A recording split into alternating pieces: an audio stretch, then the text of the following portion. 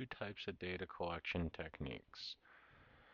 The first is called an observational study. This is where you just observe the data. Don't try and manipulate it in any way by, for example, assigning it to a treatment or to a control. The second type of data collection is called a designed experiment, and that's where an individual randomly assigns the participants in the study to various inputs or treatments. Okay, so those are the two types of data collections, methods, or studies that I want you to keep in mind. Um, when you have an observational study, the conclusions that you can make based on your data analysis are only associations. Okay? If you have a designed experiment, you can, the types of conclusions you can make can be causative. You can say that this treatment causes a reduction in cholesterol, for example. Okay? So I want you to keep these two types of data collection or studies in mind as we go through a couple of examples. So here's the first one, and it's on a polio study. Um, and this refers to the Salk polio vaccine. Um, and the data was from this article by Francis et al. In 1955. There were actually two data collection uh, periods that were done in this paper. I'm going to focus on the second part, okay? And in this second part, and it's very important that we only focus on the second part, but in this second design or data collection um, for this paper, children were selected in various schools in various areas, all of whose parents consented to vaccination. The sample was randomly divided into treatment. So one treatment was that you got the vaccine, and the other was a placebo. So a placebo is a dose that looks just like the real vaccine, and the individuals don't know that they got a placebo. They think they got the vaccine. In fact, they're typically told nothing.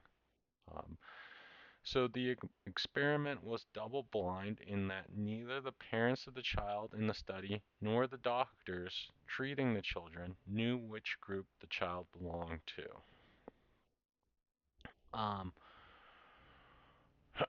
Now, one key aspect of this is it says here the sample, i.e., the children, were randomly divided into treatment.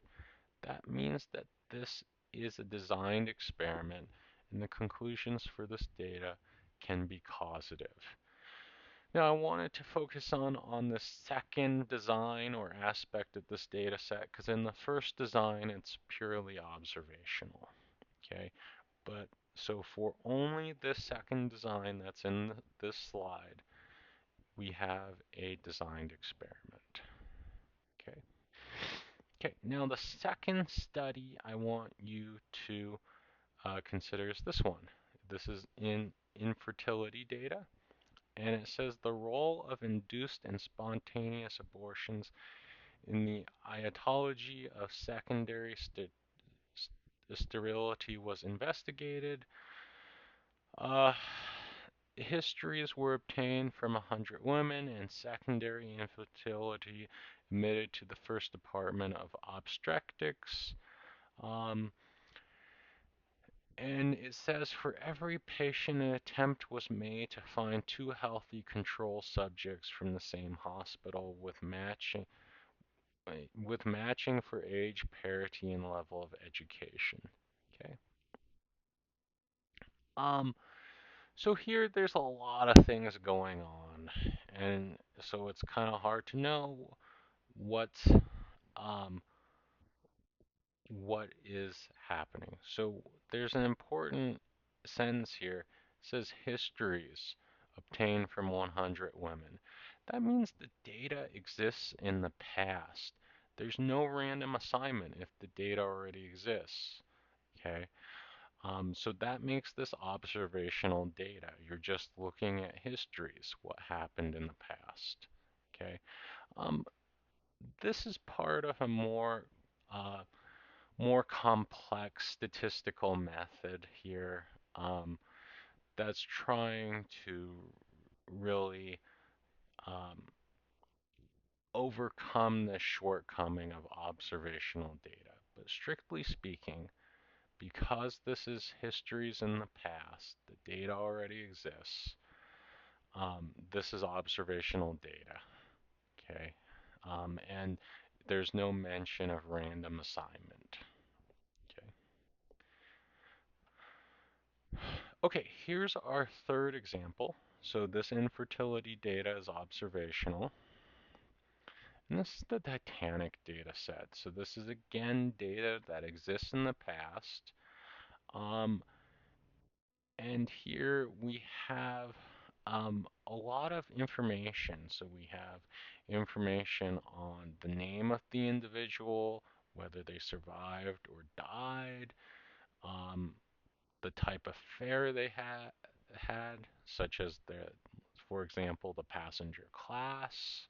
So um, we have their age, we have where they embarked on, we have whether they're male or female. This data is strictly observational.